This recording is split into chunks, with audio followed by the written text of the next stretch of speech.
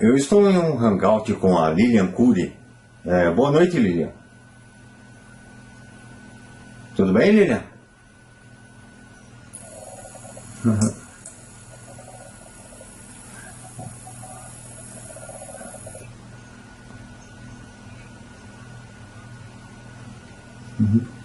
Bom, apresentando a Lilian, ela é pós-graduada em Tecnologia Assistiva e psicóloga pela USP.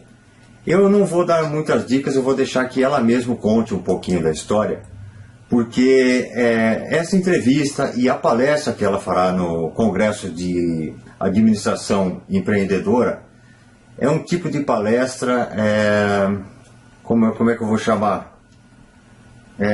De incentivo. Tá? Você que está aí parado, pensando na vida, eu não sei o que eu faço porque apareceu esta dificuldade ou apareceu aquela dificuldade, então você fica pensando, você que tropeça na primeira pedra e já desiste. Escuta um pouquinho da história da Lilian. Lilian, com você, pode contar um pouquinho da sua história pra gente? Passou a bola para mim, vamos Passei nessa. a bola.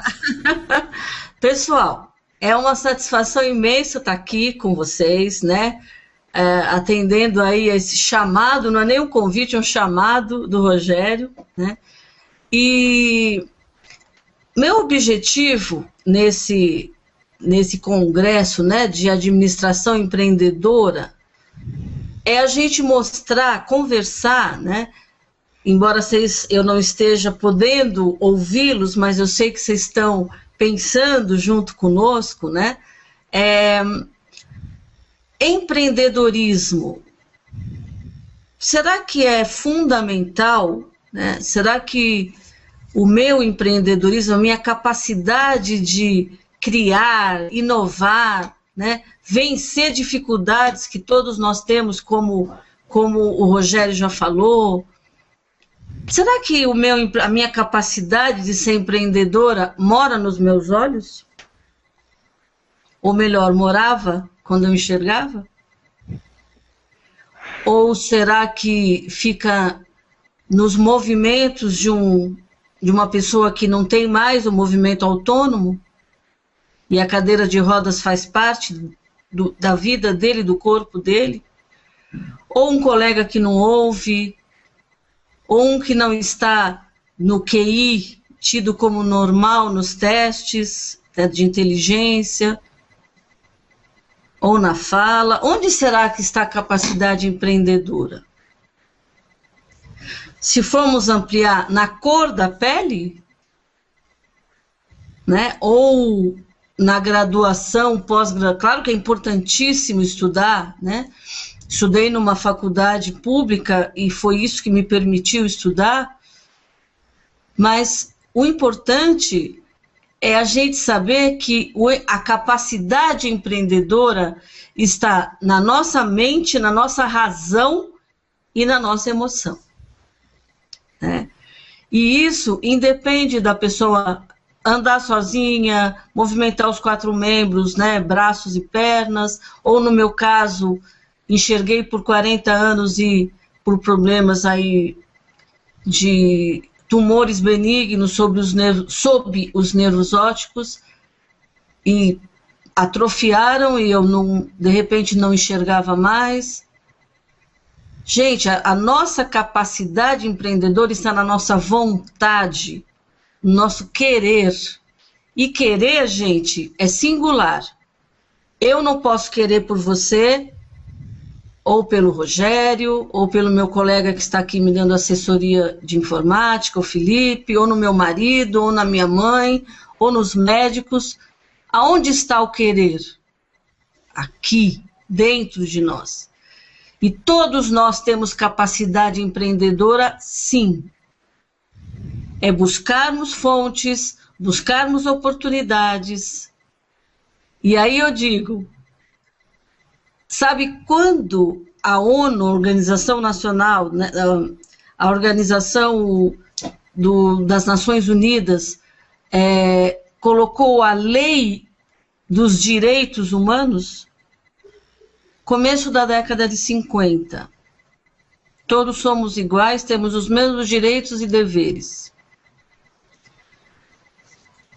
E até hoje a gente percebe uma certa dificuldade de lidar com as pessoas diferentes de nós. É certo, é errado?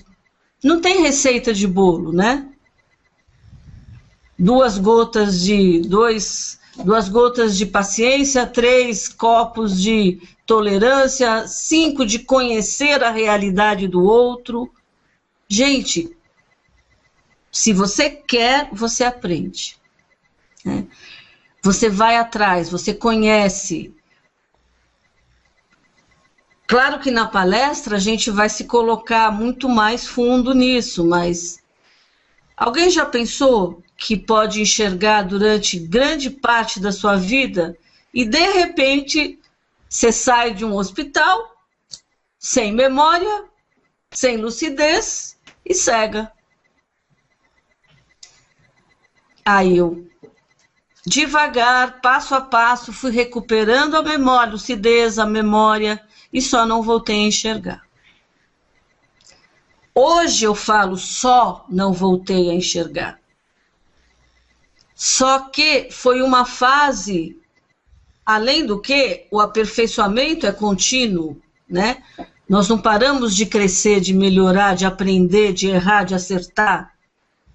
Mas o importante, eu não sou super-herói, super-heroína, Mulher Maravilha, não sou Nossa Senhora Lília, né?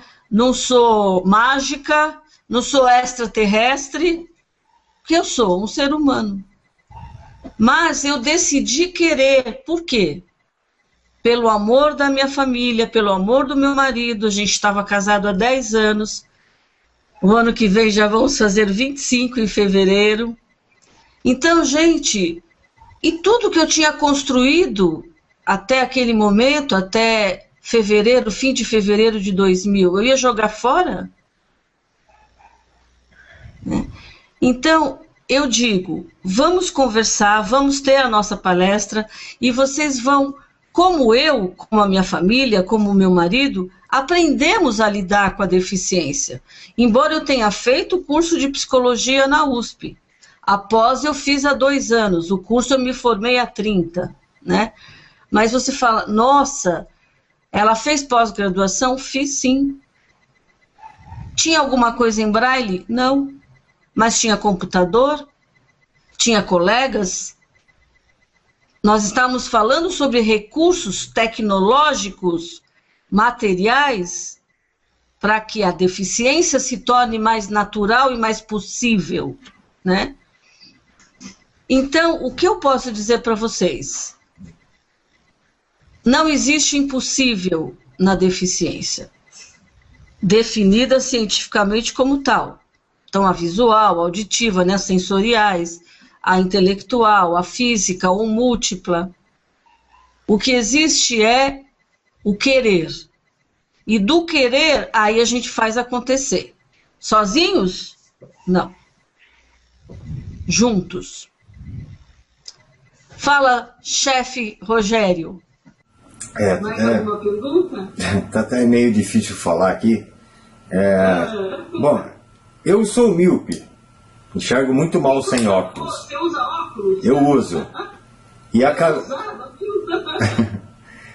e acabei de tirar. Olha, a sensação não é nada boa. Eu, por exemplo, eu para enxergar aqui as perguntas que eu vou te fazer, eu tenho que praticamente encostar o papel no rosto, porque eu não... Tá certo. Então, olha, essa mulher é um exemplo, tá? Como eu disse, para você que fica pensando muito no que você vai fazer da vida, porque tem um obstáculo, porque tem uma porta semi-aberta que você tem medo de atravessar, escuta mais um pouco, assiste mais um pouco essa entrevista. Eu duvido que você levante da sua cadeira, saia do seu computador e não vá tomar um rumo na sua vida. Eu duvido, sabe? Porque a Lilian está sendo, para mim, um dos maiores incentivos para eu continuar organizando esse congresso. Porque amanhã ou depois, ou quando eu terminar o congresso ou alguma coisa assim, eu vou contar para vocês a minha história. Até agora ninguém sabe a minha história. Aliás, muita gente sequer me conhecia há um mês e pouco atrás. Eu não vou contar agora, não vem ao caso. Quando terminar o congresso, eu vou gravar um vídeo e vou colocar no ar. Vocês vão saber como eu fiz esse congresso, como eu cheguei até aqui, qual é a minha formação. Eu vou dar o caminho todo que eu passei. Ô Lilian. Oi. Você já contou um pouquinho da sua história, agora diz pra gente o que você faz hoje. Então, eu sempre atuei na área de psicologia empresarial, né? Eu tenho uma irmã mais velha que eu, 6 anos, e um irmão 7 anos mais velho. Então eu sou meio caçulinha, né? Mas a minha irmã fez psicologia na USP, meu irmão fez politécnica, engenharia na USP, e eu, anos depois, eles já eram formados, eu entrei na USP. E meu marido também fez engenharia na USP, mas nós não nos conhecemos lá. O pessoal fala que psicologia é caça-maridos, não é não. Eu fui conhecer depois de formada o meu marido. Mas o importante é que eu estava no 4º ano da faculdade e eu morava do lado da VASP, né? Ainda existia a VASP. E eu fiquei sabendo, né? Meu irmão trabalhava lá, era superintendente de marketing. Ele falou: olha, Lilian, eu ouvi dizer que tem vaga lá no estágio, né? Lá na parte de recursos humanos. Aí eu fui, procurei e tinha, sim, era período integral, mas como a USP, as obrigatórias eu colocava em meio período, já tinha feito muitas optativas, elas dividiram a minha vaga em 2 e eu adorei trabalhar nessa área, né? Eu trabalhava à tarde nessa área e de manhã eu ia para a USP. E foi muito interessante, quer dizer, eu acabei indo para um ramo diferente da minha irmã, né? Mas o importante é que são ramos da psicologia e cada vez mais importantes. Gente, a gente está no século da mudança, né? Então nós temos que estar preparados, porque os recursos humanos é que fazem a empresa acontecer. É claro que é uma via de mão dupla, bem como a inclusão, né? Depende dos incluídos e dos incluidores. Então, é muito importante a gente ter claro, né, que os direitos são iguais, os deveres também são iguais, e nós temos que conhecer a deficiência. Então, eu já fui dar palestras, como o Rogério me perguntou, o que você faz hoje, né? Eu dou palestras sobre inclusão, sobre lidar com a diversidade, as diferenças, que ninguém é igual a ninguém, mesmo 2 irmãos gêmeos, né, da mesma célula, eles podem ser parecidos fisicamente, mas cada um tem uma personalidade, um jeito de ser, né? E isso tudo diferencia as pessoas umas das outras. No nosso caso, a diferença é mais perceptível, né? Embora eu não use óculos escuros, porque enxerguei muito tempo, a minha pupila é dilatada, mas como o olho é escuro, vocês não percebem, né? Mas muitas vezes se usa o óculos porque o olho, esse músculo aqui, né, da pálpebra pode cair, né? E isso é mais uma questão cultural, né? Mas eu dou muitas palestras, dou muitos workshops. Por quê? Todo mundo nasce sabendo a lidar com tudo? Não, senão a gente não estaria nesse planeta, neste século. Nós temos que aprender juntos, né? Então eu já fui ministrar treinamentos no Rio de Janeiro, numa mega siderúrgica, e as meninas que iam ser do grupo, né, responsável pela inclusão, nunca tinham sequer passado por uma reabilitação, visto uma pessoa com deficiência de perto. Isso significa que vocês têm que se tornar pessoas com deficiência? Claro que não. Mas nós temos que chegar junto, né? Como que eu conheci as características das pessoas que não enxergam? Na minha reabilitação. Eu tinha que aprender a me vestir de novo, né? Escovar os dentes, pentear o cabelo. Isso não é possível? Claro que é. Mas você tem técnicas interessantes. O computador fala comigo. Gente, é muito interessante, né? Então, você consegue descobrir caminhos que você nem imagina que existam. Quando eu entrei na minha reabilitação, no Centro de Apoio ao Deficiente Visual, no CADEVI, eu falava, não é possível, onde eu estou, né? Assim, era um cego me ensinando a mexer com o computador que dominava aquilo com uma maestria que eu falava, meu Deus, acho que ele está me enganando, ele deve enxergar, né? E ele já saiu do CADEVI, foi ser DJ, disc jockey, né? E deixou a empresa que ele trabalhava, que ele desenvolveu o software ledor das telas do Windows, e outras pessoas com deficiência lá. Então, assim, gente, tem tanta coisa possível que a gente só conhece estando mais próximo. E eu não posso exigir que vocês todos que estão vendo, né, ouvindo esta entrevista, saibam como a minha vida é no meu dia a dia. Nós temos que conversar sobre isso, né? Vocês precisam perguntar para uma pessoa lá na rua, como posso te ajudar a atravessar? Como é? Isso é muito importante, né?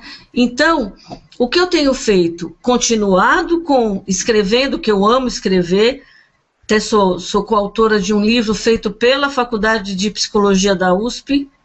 O nome do meu capítulo é Inclusão, uma ponte que une as duas margens, os incluídos e os incluidores. E é mão dupla, não depende só de um lado, né? Então, eu ministro palestras, como lidar, como a gente pode desenvolver isso, como treinar essa pessoa, como a gente pode avaliar, né, o desenvolvimento, o desempenho, assim como fazemos com qualquer outra pessoa, né? E quando o Rogério falou tão bem, né? Puxa, às vezes a gente encontra uma barreira, né? Gente, a vida fecha muitas portas mesmo. Só que tem gente que fica olhando com tanto pesar para a porta que fechou, que não percebe tantas outras que vão se abrindo. E isso não é falar bonito, não. Isso é verdade, a gente sente aqui, na pele. Então, eu treino, eu desenvolvo, escrevo, sempre em parceria com os incluidores, porque não existe incluído sem incluidor, e nem vice-versa. E Lilian, você na sua palestra, quando você fala sobre inclusão, você faz uma dinâmica com o público para eles sentirem isso na pele, né? Opa, surpresa, não vou contar. Ah, não vai contar? Vai ficar na palestra? Ah, você acha que não? Mas o importante, gente, é você estar aberto, estar a fim de ouvir. Então, quantas vezes eu já dei palestra que estava o presidente da empresa sentado e o cego na mesma sala? Ou, às vezes, não, está só a chefia, mas o pessoal que vai lidar no dia a dia com a pessoa com deficiência também tem que saber. Eu lembro de um colega que disse que ele entrou numa empresa, curto muito ele entrou numa empresa grande, uma empresa multinacional, e foi a recepção, então veio o chefe da chefe dele e tal, e tinha a foto da filhinha dele em cima da mesa que ele ia sentar. Aí o chefe da chefe, né, perguntou, quem é essa menina linda? Ele falou, chefe, é minha filha. Aí o chefe falou, cego tem filha? Foi uma coisa que eu acho que ele quis dizer, um cego jovem tem, sei lá, né? Mas imagina se esse cara, esse meu amigo, falasse agressivo com esse incluidor. O que ele faria com a porta da sala desse incluidor? Ia fechar para sempre, né? O que ele fez? Ficou todo mundo assim. Aí ele falou, chefe, só meus olhos não funcionam, viu? Todo mundo riu, né? Então, pessoal, o que ele soube fazer? Lidar com aquele... Porque todo mundo, né, os outros enxergantes que estavam perto, tal. E agora? Ele foi tranquilo. Então, eu levei esse amigo num curso que eu dei no próprio CADEVI, para os meus colegas, né, sobre capacitação profissional. como lidar, como estar numa entrevista de seleção, como lidar no dia a dia, como trabalhar as dúvidas. E esse mesmo colega falou, eu estava numa empresa, eu fazia assim com a cabeça, quer ir no banheiro? Eu te levo. Um colega falava, não, muito obrigada, eu falo. Ele fazia assim, até uma hora que ele falou, olha, vamos fazer o seguinte, quando eu for no banheiro, eu peço, tá? Então, gente, não é errado ajudar, muito pelo contrário. Todos nós precisamos de ajuda. Para mim, por exemplo, quando eu vou atravessar uma rua, é diferente de vocês que estão enxergando. Mas vocês também precisam de ajuda para alguma coisa. O Felipe, que está aqui, ele trabalha numa mega empresa de informática, está o tempo todo contribuindo com os clientes. Então, nós estamos numa troca, né, de ações, de complementação das nossas necessidades contínua. Ótimo. Fala, chefe. Eu vou ter que colocar o óculos porque eu realmente não estou enxergando as perguntas. Eu canto, eu adoro cantar, hein? Não, realmente eu de perto não enxergo quase nada. E de longe também não, então... O meu marido agora tem um óculos em cada mesa. Não é assim mesmo. O dele é o braço que ficou pequeno, sabe? Bom, eu vou deixar para a sua palestra, que você conte um pouco mais, ou aborde outros assuntos, inclusive aquela dinâmica, tá? Que eu acho que vai ser bem interessante essa história. Então vamos entrar assim... Imagina o que é, você está 40 anos enxergando e de repente você acorda... Então, gente, nós vamos trocar muitas ideias sobre isso. Uhum. E qualquer um pode... Deus meu, a gente ouve aí violência, né? Tiro para cá, tiro para lá. Meu Deus, é uma coisa que está todo mundo sujeito. É claro que não torço por isso, hein? Olha lá. Mas é muito importante a gente estar preparado, como você falou tão bem, com tanta propriedade, Rogério. Quem não tem desafios? Acho que nem estaria nesse século mesmo. Como está a questão da inclusão social no Brasil? As políticas públicas, o comportamento das empresas? Você tem esses dados? Eu sei que é péssimo, mas é só para você reforçar. Vocês saberem, né? E isso eu vou reforçar no nosso papo depois, na palestra, que existem muitas pessoas trabalhando firmemente para isso. Uma delas é a Mara Gabrilli, que ficou tetraplégica, né, não funcionando, não tendo movimentos do pescoço para baixo, e ficou com quase 20 e poucos anos, 30 anos de vida, e hoje ela é uma deputada federal. Ela foi a primeira secretária dos direitos da pessoa com deficiência. Hoje é a Lina Mara Batistella, que é secretária estadual também, né, que ficou no lugar da Mara. Gente, nós temos que saber lidar com o imprevisto. Agora, o que eu sinto nas empresas? As pessoas têm dificuldade de avaliar ou ver na pessoa com deficiência possibilidades.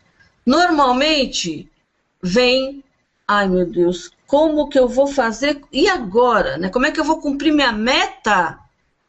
Gente, eu conheço, fui até lá, entrevistei a pessoa, presidente de uma mega indústria, o cara falou, eu fui para a Alemanha no pós-guerra e vi pessoas com deficiência trabalhando, eu falei, meu Deus, o que eu vou fazer com esses caras? Aprendi com eles.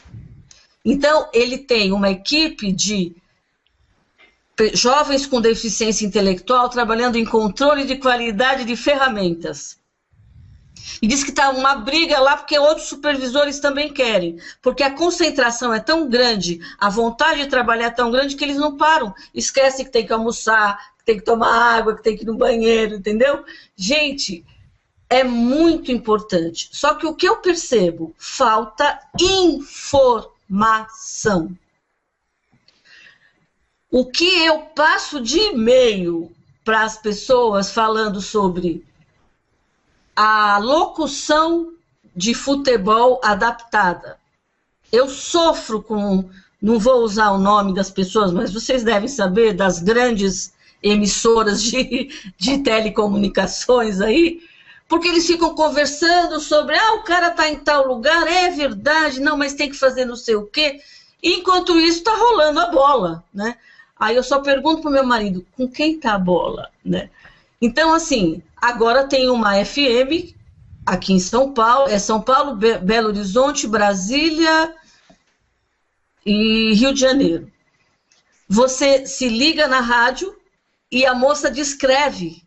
Então, você não perde tudo que está acontecendo em volta do jogo com foco na bola, né? Isso é fantástico, gente. É muito bom. Então, mas o que eu vejo nas empresas? Meu Deus, quem vai ficar com o castigo? Não é castigo, gente. Existem ganhos. Eu fui fazer minha faculdade lá, minha pós-graduação Lato Sensu em tecnologia assistiva, na Faculdade de Medicina do ABC. Por quê? Porque eu quero saber o que tem, além do que eu já sei, mas eu quero saber mais. O que essa pessoa pode fazer? Eu fiz visitas ao Senai Tu, do cara me mostrar uma bicicleta para cego. Sabe como é? Tem um pedal na frente e um atrás, o banco na frente e um atrás. Você vai pedalando junto. A altura de mesa, por um cara que está com uma cadeira de rodas. Gente, o que é possível fazer? E é o famoso perfil proficiográfico, né? Ou seja, para que aquele cara possa trabalhar, por exemplo, o cego, às vezes numa máquina, pelo cheiro, ele percebe que está com a temperatura errada. Além, claro, de ter parceiros enxergantes junto e tal. Mas, gente, tem tanta coisa que é possível. Aí o que eu falo? Meu Deus, vamos usar as telecomunicações para passar informações? O que eu passo por e-mail, sabe? O que a gente tenta estar levando isso para familiares, para amigos, para clientes, para parceiros. Por quê? Porque ninguém é obrigado a saber. Vocês sabiam que agora vai ser tudo adaptado para a pessoa com deficiência votar? Nas últimas eleições que eu votei, não, nas últimas eu estava em João Pessoa e eu justifiquei. Mas aí no segundo turno eu votei aqui, em São Paulo. Não tinha uma rampa para subir? Como é que um cadeirante pode votar? Sabe o que tinha que fazer? Levar a urna lá embaixo? Imagina a confusão, né? Agora, tudo vai ser adaptado. Então, gente, nós temos que ver que a pessoa tem direito de votar, sim, claro, tem opinião, tem uma vivência que tem que ser respeitada. Assim como uma pessoa de descendência africana ou oriental lá, dos chineses, dos japoneses, ou europeia. Gente, nós temos que ver que os direitos são para todos. E também os deveres, é claro. Só que as empresas ainda estão distantes. Tentam dar uma... não, será que vamos tentar substituir pelos jovens aprendizes, algumas, né? Mas eu não vejo isso como uma má intenção, uma ação maldosa. Eu vejo como uma ação desinformada. Porque tem muito que a gente pode fazer junto. Mesmo. Real. Exatamente. Eu vou fazer um comentário e contar uma historinha rápida. Opa! Você comentou sobre a TV, que não narra direito o jogo, não em tempo real. Eu sou mais de rádio. Eu já trabalhei em rádio, eu gosto mais de rádio, porque o rádio, ele cria...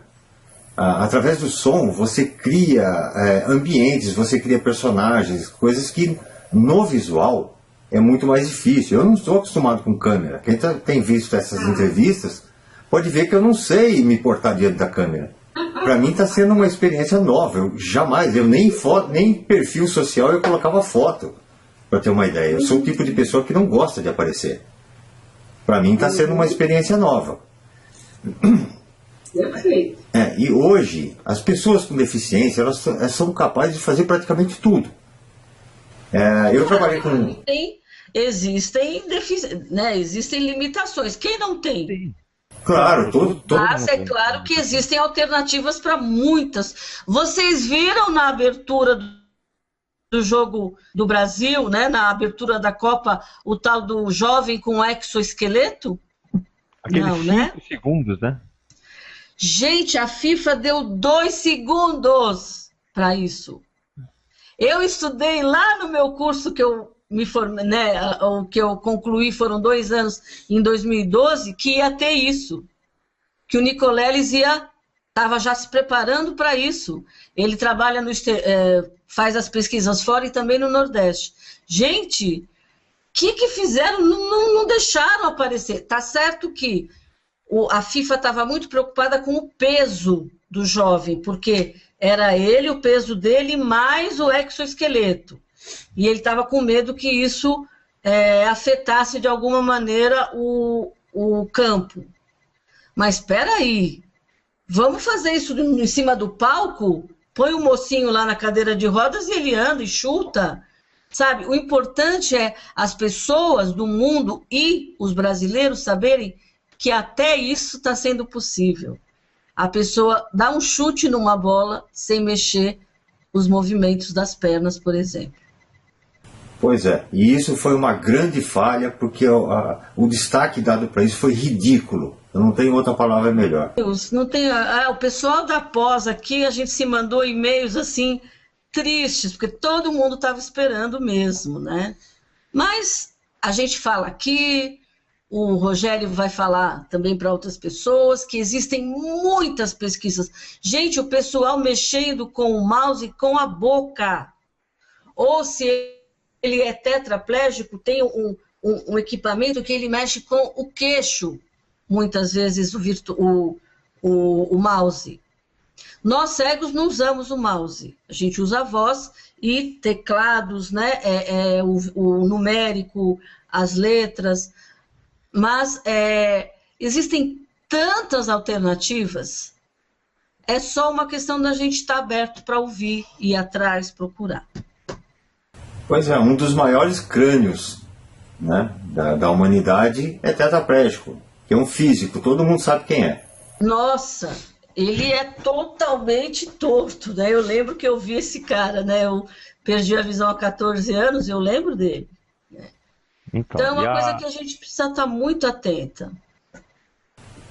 A historinha que eu ia contar, que é rápida, eu trabalhei com fotojornalismo, trabalhei com fotografia há muito tempo, e eu usava muito filme, né? Eu sou da época, sabe, que se usava 35mm, aliás, até o 6x6 eu já usei, aquela Rolleiflex, sabe, que se olha por cima, aquela câmera pesadinha, bateria de moto. E eu fui convidado aí na Kodak, em uma época, conhecer o sistema de lá, porque eu usava muito, eu era um cliente meio especial, né? Então eu fui até lá, e uma das áreas que mais me chamou a atenção foi a recepção de filmes. Porque você coloca, o atendente pegava o filme na loja, colocava dentro do envelopinho e dava um protocolo com um número. Quando chegava na Kodak, o que acontecia? Alguém tinha que tirar o filme do envelope, colocar uma etiqueta no envelope, uma cópia da etiqueta no filme e colocar aquele filme num trilho para que ele fosse revelado. Detalhe, tudo isso tinha que ser feito em absoluta escuridão. Não podia ter nada de um fio de luz, porque senão o seu filme não voltava, a sua foto não voltava. Todo mundo sabe que o filme vela. Se não me engano, tinham 12 ou 14 pessoas com deficiência visual fazendo isso. E sabe por quê? Porque primeiro, eles eram muito eficientes, porque eles vivem na escuridão. E segundo, se entra uma pessoa para trabalhar nesse negócio, que fosse 6 horas por dia, se fosse eu, se fosse você que está assistindo, alguma outra pessoa, a gente ia ficar louco. Isso ia afetar o cérebro da gente, porque a gente não está acostumado a viver na escuridão completa e fazer coisas na escuridão completa. São realidades diferentes. Agora imagina você trabalhando lá, tirando o filme e colando etiqueta o dia inteiro. Não é mole, né? Fazem muito bem. E faziam muito bem. Muito bem. São treináveis como qualquer pessoa que vai entrar numa empresa, que vai pegar um serviço novo, precisa ser treinado, a pessoa com deficiência também. Né? E existem formas e formas da gente estar fazendo isso juntos. E não pensa que é caro, não. É uma coisa que, você vê, nesse caso, era a pessoa própria para trabalhar com isso. Né? Uhum. É muito bom. E temos muito que conversar. Tem. Infelizmente o tempo para a entrevista é um pouco mais curto e eu queria já aproveitar a entrevista e já dar uma novidade ou uma ação que eu vou fazer no final do congresso. Mas infelizmente a instituição não me deu ainda a documentação, então eu não estou autorizado a divulgar. Mas eu tenho certeza que ao final desse congresso, assim que ele começar, você vai ter uma grata surpresa. Tá? Mas que coisa maravilhosa. E é ligado a isso que a gente está falando hoje. Perfeito. Eu estou animadíssima para essa palestra. E vocês perceberam, imagina, eu não gosto de falar, não gosto de escrever. Mas, gente, vamos junto. Rogério, é isso aí, né? Tem essa ação inclusiva maravilhosa. E todos nós somos empreendedores. Né, Felipe? Isso. Valeu. Até a próxima, até a palestra. Até lá, Aline. Muito obrigado por você ter disponibilizado seu tempo. Obrigado ao Felipe também, que deu o apoio técnico necessário. E a gente se vê na palestra. E eu vou repetir... Tchau, um abraço. Beijo, Línia. Tchau, tchau. Eu vou deixar aqui um recado final, tá? Depois de ter assistido essa meia hora, 35 minutos de entrevista, repense um pouquinho as coisas que você tem feito na sua vida. Tem certeza que aquilo que você acha que é impossível mesmo? A gente se vê no congresso.